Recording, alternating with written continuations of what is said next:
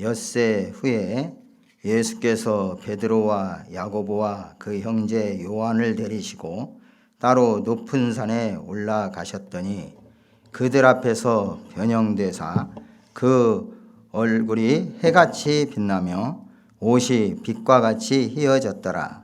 그때 모세와 엘리야가 예수와 더불어 말하는 것이 그들에게 보이거늘 베드로가 예수께 여쭈어 이르되 주여, 우리가 여기 있는 것이 좋사오니 만일 주께서 원하시면 내가 여기서 초막 셋을 짓되 하나는 주님을 위하여, 하나는 모세를 위하여, 하나는 엘리야를 위하여 하리이다. 말할 때 호련히 빛난 구름이 그들을 덮으며 구름 속에서 소리가 나서 이르되 이는 내 사랑하는 아들이요 내 기뻐하는 자니 너희는 그의 말을 들으라 하시는지라. 제자들이 듣고 엎드려 심히 두려워하니 예수께서 나와 그들에게 손을 대시며 이르시되 일어나라 두려워하지 말라 하시니 제자들이 눈을 들고 보매 오직 예수 외에는 아무도 보이지 아니하더라. 그들이 산에서 내려올 때 예수께서 명하여 이르시되 인자가 죽은 자 가운데서 살아나기 전에는 본 것을 아무에게도 이르지 말라 하시니 제자들이 물어 이르되 그러면 어찌하여 서기관들이 엘리야가 먼저 와야 하리라 하나이까? 예수께서 대답하여 이르시되 엘리야가 과연 먼저 와서 모든 일을 회복하리라. 내가 너희에게 말하노니 엘리야가 이미 왔으되 사람들이 알지 못하고 임의로 대우하였도다. 인자도 이와 같이 그들에게 고난을 받으리라 하시니 그제서야 제자들이 예수께서 말씀하신 것이 세례 요한인 줄을 깨달으니라. 그들이 무리에게 이르매 한 사람이 예수께 와서 꿇어 엎드려 이르되 주여, 내 아들을 불쌍히 여기소서. 그가 간질로 심히 고생하여 자주 불에도 넘어지며 물에도 넘어지는지라. 내가 주의 제자들에게 데리고 왔으나 능히 고치지 못하더이다. 예수께서 대답하여 이르시되 믿음이 없고 패역한 세대여, 내가 얼마나 너희와 함께 있으며 얼마나 너희에게 참으리요. 그를 이리로 데려오라 하시니라. 이에 예수께서 꾸짖으시니 귀신이 나가고 아이가 그때부터 나으니라. 이때 제자들이 조용히 예수께 나와 이르되 우리는 어찌하여 쫓아내지 못하였나이까? 이르시되 너희 믿음이 작은 까닭이니라. 진실로 너희에게 이르노니 만일 너희에게 믿음이 겨자씨 한 알만큼만 있어도 이 산을 명하여 여기서 저기로 옮겨지라 하면 옮겨질 것이요 또 너희가 못할 것이 없으리라. 갈릴리에 모일 때 예수께서 제 아들에게 이르시되 인자가 장차 사람들이 손에 넘겨져 죽임을 당하고 제3일에 살아나리라 하시니 제자들이 매우 근심하더라. 가버나움에 이르니 반세계를 받는 자들이 베드로에게 나와 이르되 너희 선생은 반세계를 내지 아니하느냐? 이르되 내신다 하고 집에 들어가니 예수께서 먼저 이르시되 시몬아, 네 생각은 어떠하냐? 세상 임금들이 누구에게 관세와 국세를 받느냐? 자기 아들에게냐 타인에게냐? 베드로가 이르되 타인에게니이다. 예수께서 이르시되 그렇다면 아들들은 세를 면하리라. 그러나 우리가 그들이 실족하지 않게 하기 위하여 네가 바다에 가서 낚시를 던져 먼저 오르는 고기를 가져 입을 열면 돈 1세겔을 얻을 것이니 가져다가 나와 너를 위하여 주라 하시니라. 아멘. 예수님의 생애에 5대 사건이라면 성육신, 변모, 십자가 순환, 부활, 승천을 말합니다. 이 중에서 오늘 17장에서 다루는 것은 예수님께서 변화산에서 영광스럽게 변형이 있었던 그런 사건인데 이 사건은 공관복음에서 모두 다 수록되어 있습니다. 빌립보 가이사랴에서 제자들과의 모임을 가졌고 여기에서 베드로의 주님께 대한 신앙 고백, 그리고 예수님이 순환을 당하는 1차 예고, 그리고 앞으로 도래할 심판에 대한 가르침을 주셨습니다. 그리고 그 후 엿새 후에 예수님께서는 베드로와 야고보와 그 형제 요한을 데리고 높은 산에 올라가셨습니다. 누가복음에 보면은 기도하시러 올라가셨다고 구체적으로 그 산에 올라간 목적을 말씀하고 있습니다. 그리고 기도하실 때 그 용모가 변화되고 그 옷이 휘어져 광채가 났다고 누가는 증언합니다. 베드로와 함께 있던 제자들이 깊이 졸다가 온전히 깨어나서 변형된 예수님의 영광스러운 모습과 함께 거기에 있는 모세와 엘리야의 모습을 보고 굉장히 놀랍고 두려움 상태에서 그 의미를 진정으로 깨달을 수 없었습니다. 하지만 이 경험은 재림의 순간에 확실히 펼쳐질 천상의 영광이요 부활의 영광의 주님의 모습을 미리 보이신 것이고 훗날 베드로와 초대교회의 큰 힘으로 작용했습니다. 베드로후서 1장 16절 18절에 베드로의 고백을 보면은 우리 주 예수 그리스도의 능력과 강림하심을 너에게 말게 한 것이 교묘히 만든 이야기를 따른 것이 아니요 우리는 그의 크신 위엄을 친히 본 자라. 지극히 큰 영광 중에서 이러한 소리가 그에게 나기를 이는 내 사랑하는 아들이요 내 기뻐하는 자라 하실 때에 그가 하나님 아버지께 존귀와 영광을 받으셨느니라. 이 소리는 우리가 그와 함께 거룩한 산에 있을 때에 하늘로부터 난 것을 들은 것이라고 이렇게 증언을 합니다. 이 예수님의 변형 사건에서 이 세 제자가 보았던 것은 예수님이 그 영광스러운 해같이 빛나며 옷이 빛과 같이 휘어진 모습을 본과 동시에 모세와 엘리야가 예수와 더불어 말하는 것을 보았습니다. 이 모세와 엘리야가 예수님이 별세하실 것에 대해서 말한다고 이제 누가복음에서는 더 자세히 풀어서 말씀하겠습니다.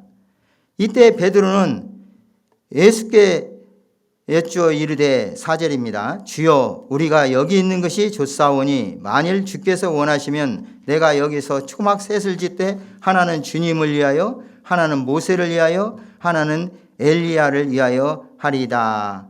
이렇게 말했습니다. 진정한 이 의미를 베드로는 잘 알지 못하고 너무나도 그 영광스러운 모습, 그 천상에서의 어떤 거기에 안주하고 싶은 그런 모습을 보고 자기도 어떤 말을 하는지 알지 못한다고 이렇게 성경에는 말씀하겠는데 이렇게 초막 셋을 지어서 예수님과 모세와 엘리야를 모시고 그곳에서 계속 거주하고 싶다는 그런 말 하는 것입니다. 그런데 이때 구름이 이들 다 덮으면서 구름 속에서 소리가 나기를 이는 내 사랑하는 아들이요 내 기뻐하는 자니 너희는 그의 말을 들으라. 소리가 났습니다. 하나님의 음성이 들렸습니다. 이 말씀은 예수님께서 세례 받으실 때에 하늘로부터 들려온 그 음성의 반복입니다. 또한 앞장에서 베드로가 주는 그리스도시요 살아계신 하나님의 아들이십니다. 이렇게 고백했던 그 신앙 고백에 대한 확정입니다.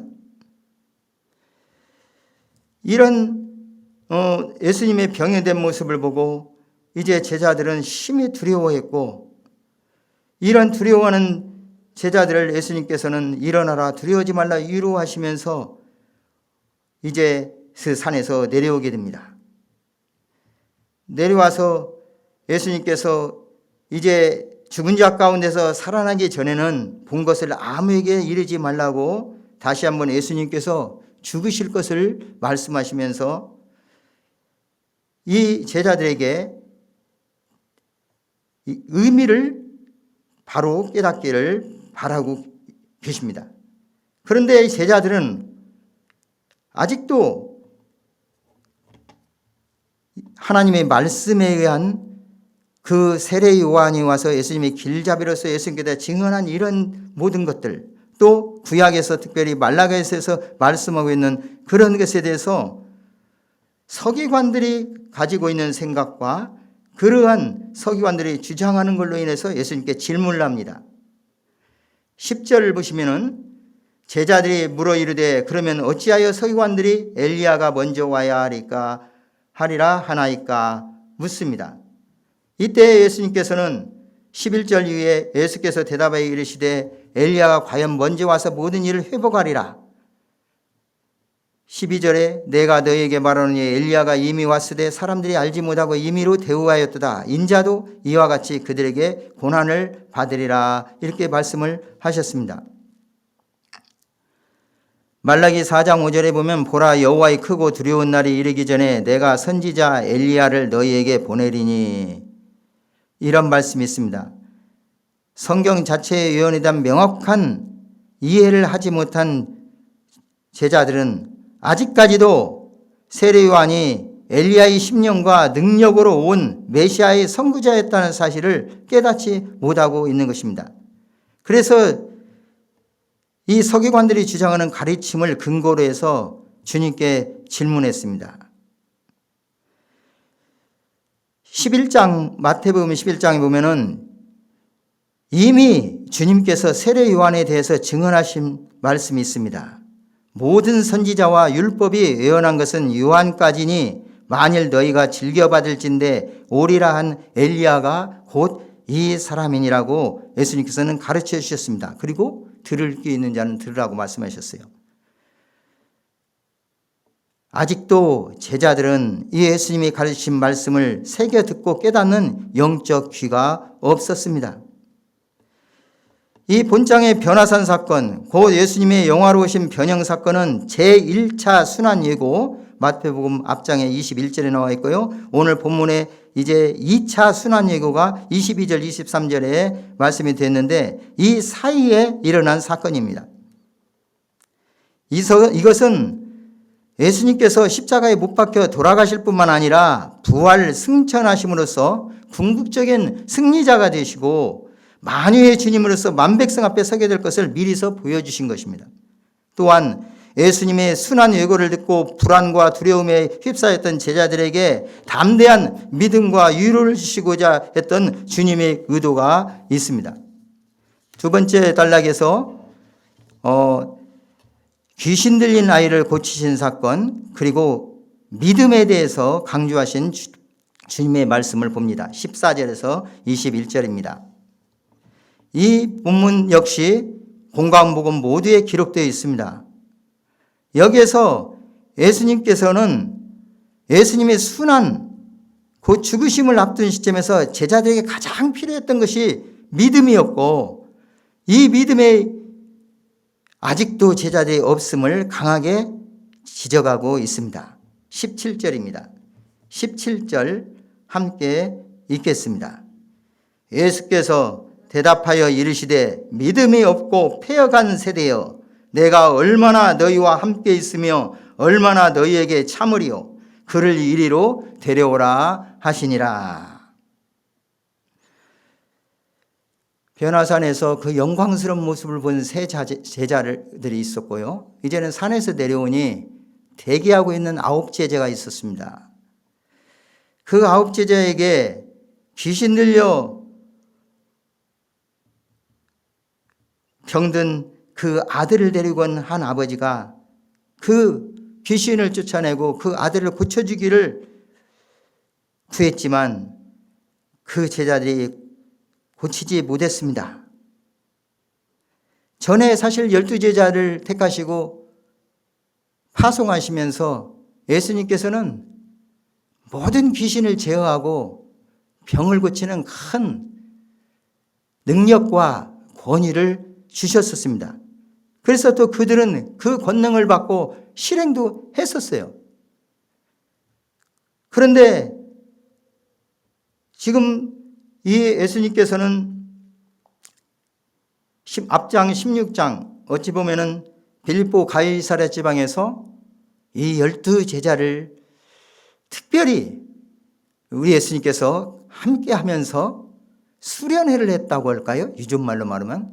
그러면서 예수님이 누구라고 하더냐 이런 질문으로부터 시작해서 베드로의 주는 그리스도시요 살아계신 하나님의 아들이십니다. 이 고백을 이끌어냈고 그 고백 위에 교회를 세울 걸 말씀하시고 십자가의 죽으심 부활을 예고를 하셨습니다. 이런 상황 속에서도 이 제자들은 본질적인 그 예수님에 대해서 아직도 믿음이 없었던 것입니다. 그리하므로 그 제자를 모두 데리고 가지 아니하고 특별히 세 제자를 예수님이 구속사역에서 꼭 하나님의 뜻 안에서 사용되고자 하는 세 제자를 택해서 이제 기도하러 올라가셨고 그곳에서 그 예수님의 영광스러운 모습, 어찌 보면 천상의 모습이요 재림하실 예수님 모습이요 구약의 율법의 상징이라고 할 수 있는 모세와 모든 선지자들의 대표격인 엘리야 선지자가 나와서 예수님께 대한 그들의 역할을 보여주는, 그리고 오직 예수 그리스도만이 이 천국의 왕이시오 뭘 다스리는 메시아이심을 증언하는 그런 모습들을 보여주었습니다. 그러나 그 산 아래 그대는 아직도 세상의 고뇌와 여러 가지 질병과 모든 그 고난들을 가지고 허덕이는 그런 사람들과 또 능력 없이 바른 믿음을 가지 못한 그 제자들의 그런 참으로 무능력한 모습들을 보여주고 있습니다. 예수님께서 믿음이 없고 폐역한 세대라고 이렇게 책망했습니다. 여기서 믿음이 없다 이 말은 믿음이 믿는 걸 의미하는 단어가 피스토스인데 그에 부정적인 접두어가 붙어서 아피스토스라고 이렇게 헬라어로 말합니다. 이것은 어떤 믿음이 좀 부족하다, 적다는 의미가 아니라 믿어지지 않는, 믿지 않는 이러한 문자적 의미가 있으므로 철두철미한 불신앙을 의미합니다. 그리고 폐역한이라는 뜻은 굳게 하다, 왜곡하다는, 그리고 상징적으로는 잘못 해석하다, 부패하다는 뜻의 그 단어에서 이렇게 나온 말입니다. 곧 진리에서 빗나가고 타락한 그들의 그릇된 삶이 항상 지속되고 있음을 보여주는 말씀입니다. 이렇게 믿음이 없는 것과 폐역한 것은 아주 긴밀한 관계를 가집니다.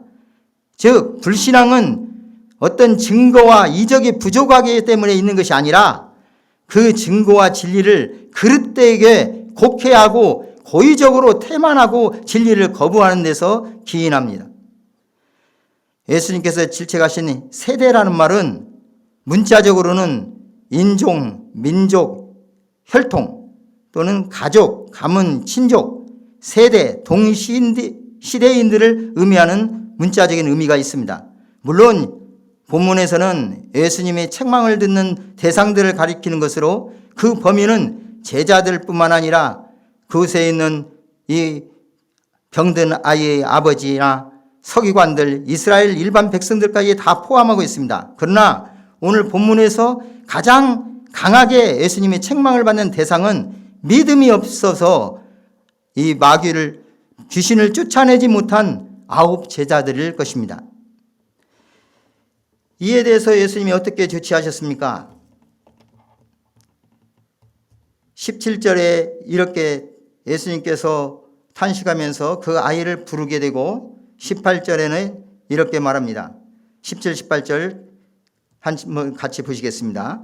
예수께서 대답하여 이르시되 믿음이 없고 폐역한 세대여 내가 얼마나 너희와 함께 있으며 얼마나 너희에게 참으리요 그를 이리로 데려오라 하시니라. 이에 예수께서 꾸짖으시니 귀신이 나가고 아이가 그때부터 나으니라 했습니다. 여기서 예수님께서 아이를 불렀고 그리고 그 아이에 대해서 그 아버지에게 묻습니다. 언제부터 이렇게 되었느냐? 어릴 때부터입니다. 예수님께서 명령을 하시죠. 더러운 귀신아, 내가 네게 명하노니 그 아이에게서 나오고 다시는 들어가지 말라. 귀신에서 아주 강하게 명령을 하셨어요. 그랬더니 그 귀신이 그 아이로 하여금 더 악한 상황을 만들게 하고 몸부림치면서 귀신이 결국은 빠져나옵니다.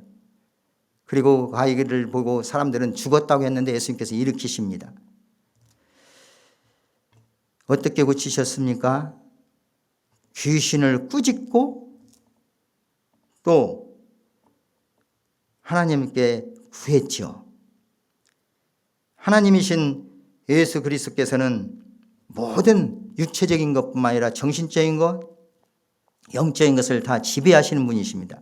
그렇기 때문에 그분이 말씀하시면 모든 것이 이루어지지요.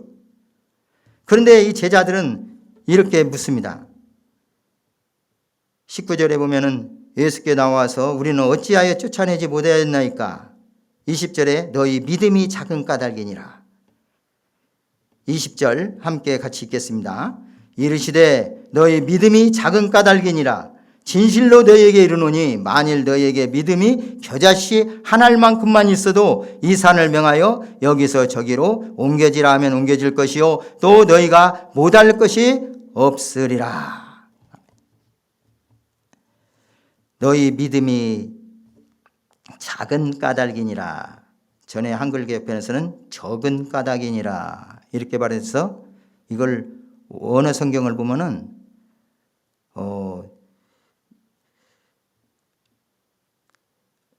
어떤 성경은 이 믿음이 작은 이렇게 번역되는 것을 아피스토스, 앞에서 나왔던 믿음이 없는 폐역한 세대에 썼던 그 단어를 사용하고 있고요. 어떤 사본은 올리고피스토스라고 사용해서 믿음이 적은 어떤 그 의미로 해석이 되어 있습니다. 그런데 문맥적으로 볼 때 앞에서 믿음이 없는 세대에 대해서 상명하신 주님께서 이 제자들에게 말하는 이 의미는 믿음이 작은이라기보다는 믿음이 없는 어떤 이런 아피스토스가 더 그 견해가 여기 문맥적으로 볼 때는 합당한 것이 아닌가 그렇게 생각을 해봅니다. 어쨌든 믿음이 작음을 지금 지적하는 것보다는 그들에게 생명력 있는 믿음이 없는 것을 지적한 것입니다. 그러면서 오늘 본문의 21절에 보면은 없음 이렇게 표현되는 것은 사본을 이 번역 성경에 어떤 것을 따랐냐에 대해서 없는 것이 있고 또 이 번역 성경에 이 상황에 나와 있는 것이 있는데 본문의 그 27절에 그 2번이라고 적혀 있고요. 아래 보면 어떻게 기록되어 있어요? 어떤 사본에 21절 기도와 금식이 아니면 이런 이유가 나가지 아니하는 이가 있음 이렇게 기록되어 있죠. 그리고 마가복음에서도 기도 외에 다른 것으로 이런 종류가 나갈 수 없느니라 이렇게 말했습니다. 예수님께서는 무엇을 말씀하고 계십니까? 지금 믿음을 강조하고 있는 거예요. 진실한 믿음, 바른 믿음, 생명 얻는 믿음, 그 구원 얻는 믿음을 지금 요구하고 계시는 것이죠. 제자들이 그렇게 예수님의 권능을 보고 직접 권능을 받고 행하면서 그 말씀을 그렇게 들었음에도 불구하고 심지어는 예수님께 대한 정확한 신앙 고백을 했음에도 불구하고 아직도 예수님께 대한 바른 믿음이 없다는 것입니다. 사랑하는 성도 여러분, 저와 여러분 어떻습니까? 우리 믿음은 어떻습니까?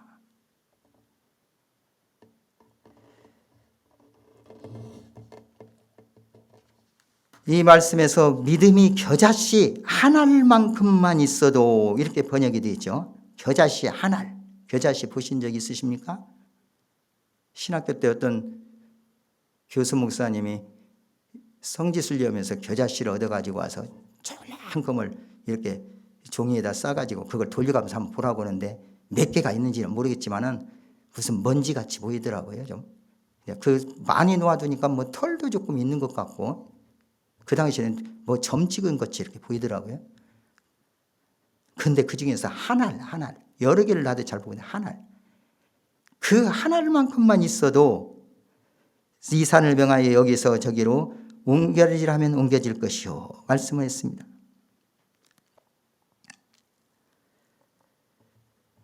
여기서 산에 대해서 말씀하는 것은 문자적인 의미의 어떤 산을 가리키다기보다는 사람의 능력으로 해결하기 어려운 커다란 어려운 문제들을 상징적으로 표현한 것으로 보게 됩니다. 이 말씀을 뒷받침하는 말씀 몇 구절을 읽어드리고 말씀을 마치고자 합니다.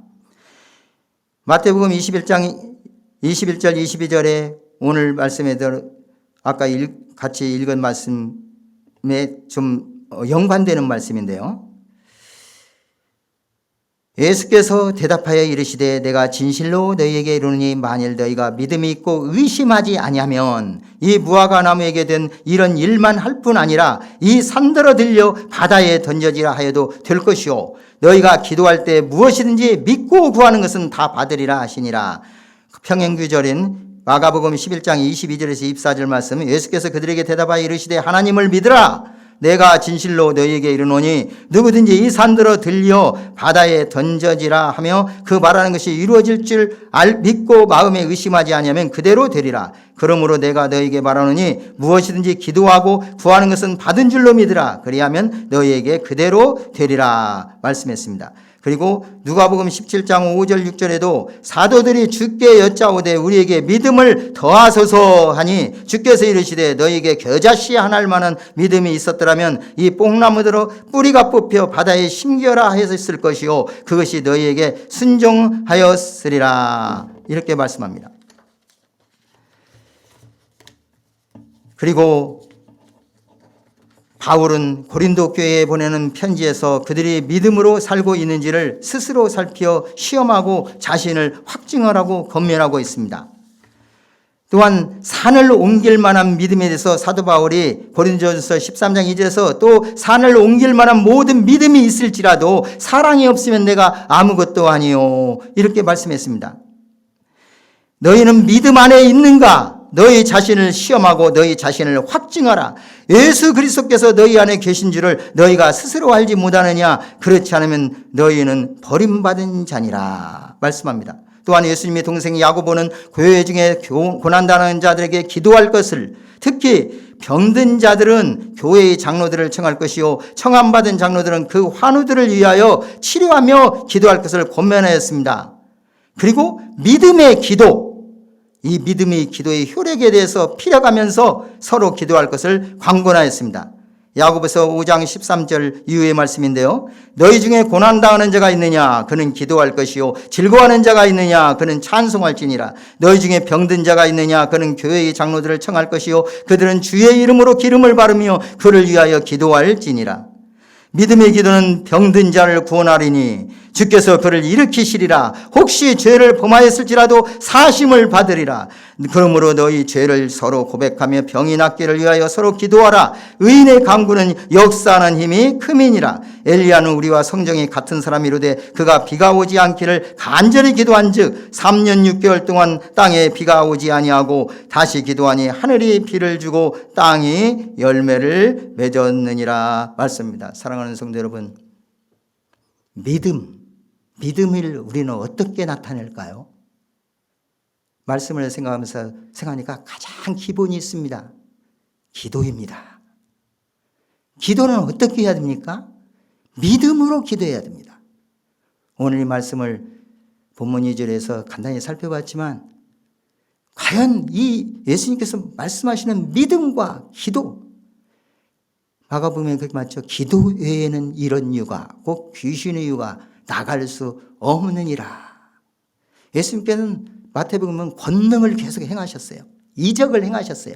근데 이적 뒤에는 반드시 말씀을 주십니다. 강화를 하세요. 행적과 말씀 크게 5번 나눠서 5대 강화라고 말하는데 이런 상황에서 제자들에게 요구하는 것은 능력받아서 그 권능을 행하면서 이렇게 나타나는 것이 아니라 진실한 믿음으로 하셨고 그 믿음으로 기도함으로써만 그 믿음을 보일 수 있는 그리고 성취할 수 있는 그걸 분명히 하셨습니다. 이 시간도 저와 여러분이 이러한 믿음을 우리가 스스로 가지고 있는 시험하고 확증하는 그런 차원에서 예수 그리스도 내 안에 계시니 성령께서 내주하시니 이 믿음 가지고 진정 우리 기도가 하나님 앞에 상달될 수 있는 그러한 우리 자신을 정립하면서 기도하는 그런 복된 시간이 되었으면 좋겠습니다. 오늘 예수님께서 말씀한 그 말씀의 의미대로 우리가 정말 겨자씨 하나일 만한 믿음, 그 믿음을 잘 보존하고 유지하여 못할 일이 없는 그런 능력을 주님으로부터 공급받고 하나님의 나라를 확장해 힘쓰는 저와 여러분 되시기를 주의 이름으로 축복합니다. 기도드리겠습니다.